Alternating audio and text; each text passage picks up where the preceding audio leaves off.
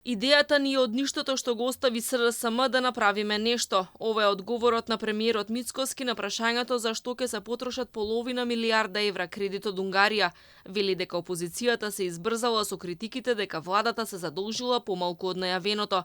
Напротив, со Унгарија била договорена отворена рамка за финансирање, па можело да се повлечат и повеќе од 1 милијарда евра, но во вистинското време. Ако сега се земеле сите пари, само ќе се потрошеле безпотребно на камати, а веќе кон крајот на јануари доспевала еврообврзница издадена од претходната влада.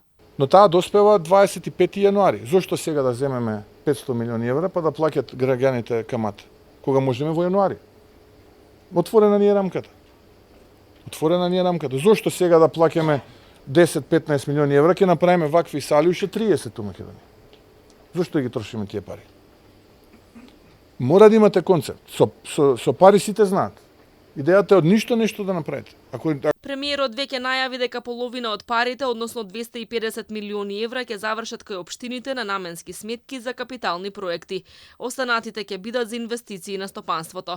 Фирмите ќе добијат 250 милиони евра со камати пониски од пазарните, но ќе треба и да исполнат одредени услови. Да инвестираат за половина повеќе од доделените пари, да имаат нови вработувања и да имаат голем раст на производството. И велиме, еве 250 милиони евра за бизнисот и за фирмите, бидејќи условите кои што тие ги имаат на пазарот се најмалку 2 пати полоши.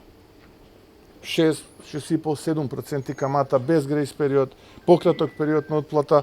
Практично, денеска е доведен така системот во бизнисот да добива кредит само оној на кој што не му треба. Тој што не му треба кредит, тој добива. Тој што му треба не може да добие, бидејќи од сертификат за раѓање па до постојано му бараат за жал. За позајмените пари, аналитичарите алармираат дека треба да завршат на вистинското место, а опозицијата критикуваше дека со финансирање на проекти за општините, владата се подготвува за локални избори и селективно ќе ги доделува парите. Мицковски веќе најави дека пари ќе има за сите, а министерката за финансии дека со посебна формула ќе се обезбеди рамномерен регионален развој. Планирано е ребалансот на буџетот да се најде на владина седница веќе утре. Министерката Димитриевска Кочовска најави дека има простор за пренамена на 200 до 300 милиони евра. Овие пари ќе се потрошат за зголемени пензии и за проекти за општините. Приходите, расходите и дефицитот во апсолутна бројка ќе останат исти, но дупката во државната каса како процент од БДП ќе биде поголема.